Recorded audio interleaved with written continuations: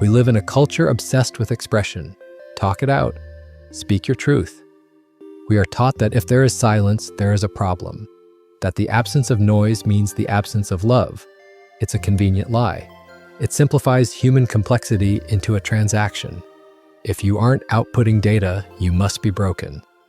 But this ignores a fundamental biological reality of the human animal. When a machine overheats, it doesn't run faster. It shuts down to prevent a meltdown. Why do we expect the human mind, infinitely more complex, to keep chatting while it's burning down? This isn't about being antisocial or difficult. It's about the mechanics of survival. Today, we are going to dissect the anatomy of the shutdown. We're going to explore why your silence isn't an act of aggression. It's an act of mercy.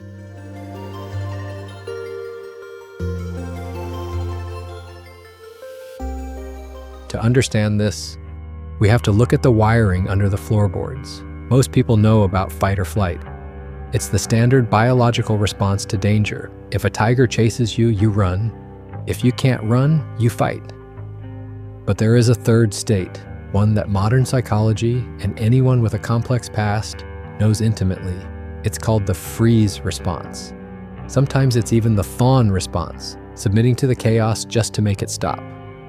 When the emotional input becomes too high, when the shouting is too loud or the disappointment is too heavy, your nervous system decides that neither fighting nor running is safe.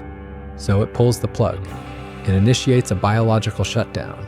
You aren't choosing to be silent. Your body is hijacking your vocal cords to keep you safe. Think of it like a computer crash. When the RAM is overloaded, the screen freezes. You can click the mouse as much as you want, but nothing moves. This is regulation. When you go silent, your brain is flooded with cortisol, stress hormones are peaking, and your amygdala, the alarm bell of the brain, is ringing so loud it drowns out language. Language is a high-level function. It requires logic, syntax, grammar. But when you're in survival mode, logic is the first thing to go. It is a metabolic calculation. Your brain runs the numbers and realizes, the cost of explaining myself right now exceeds my available energy resources. So the silence isn't an absence of thought. It is the prioritization of vital functions. Your body is saying, we can't talk right now. We are just trying to keep the heart beating. It is a desperate attempt to process a sensory overload before it destroys the system. But why does this happen to you, and not everyone? Usually, this is a learned behavior. It's a ghost from the past. If you grew up in an environment where expressing anger was dangerous, or where crying was mocked, or where your needs were treated as noise, you learned a very specific lesson. You learned that visibility equals vulnerability. You learned that words can be used against you, so silence became your armor. The quiet wasn't empty. It was the only place where you couldn't be attacked. It is the conditioned reflex of a child who learned that the safest way to exist was to not exist at all, just for a little while.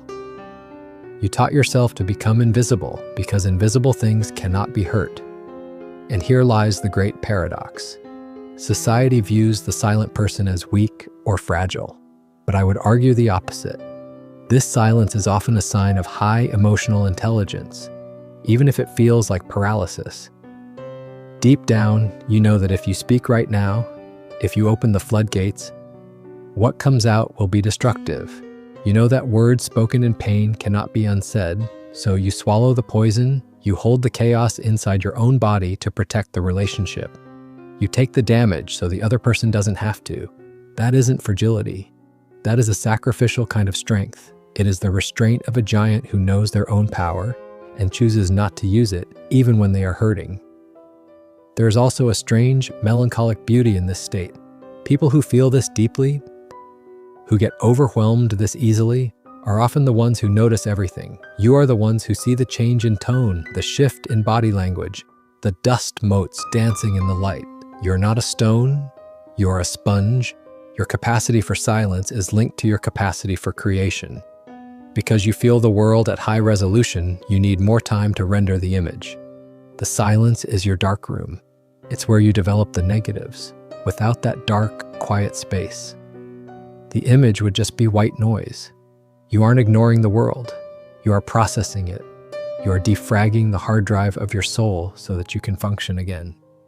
The tragedy, of course, is how this looks from the outside. To a partner or a friend, your silence looks like a wall. They feel locked out. They start to invent stories.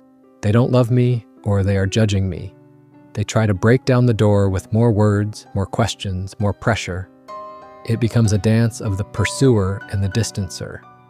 The more they chase you for an answer, the further you retreat into the cave, which only adds to the overload, reinforcing the need to freeze. It's a vicious cycle. The more they push, the quieter you get. The quieter you get, the more they panic. But if we can just stop and look at what is really happening, we can see it not as a rejection, but as a request for time, a request for a lower frequency. We need to stop treating this silence as a character flaw. It is a physiological event. Neuroscience tells us that during these moments, the Broca's area of the brain, the part responsible for speech, actually decreases in activity. You physically cannot find the words. It's somatic. It's in the body. It's the throat tightening. The shallow breath, the dissociation where you feel like you're floating above the room. This is your body remembering every time in the past when you were helpless. It's a time travel mechanism. You aren't just in the argument you're having today, you are back there. Back in the kitchen of your childhood. Back in the classroom where you were laughed at. And until your nervous system realizes that here is not there, the words will not come. So, where do we go from here? If you are the one watching someone go silent, don't try to force the door open. You don't need to fix the silence. You just need to sit beside them in the dark.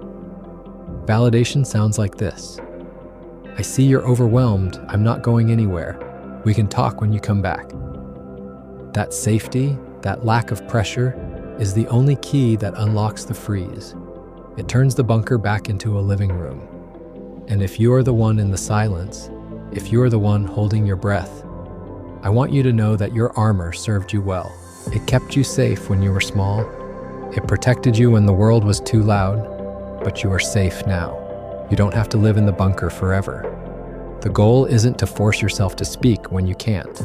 The goal is to view the silence not as a permanent hiding place, but as a pause, a temporary shelter. You can take the time you need, let the system cool down, let the static clear, and when you are ready, when the words finally find their way back to your tongue, they will matter. Your silence is not your weakness, it is the deep breath before the verse. It's okay to be quiet. Just make sure you remember to come back.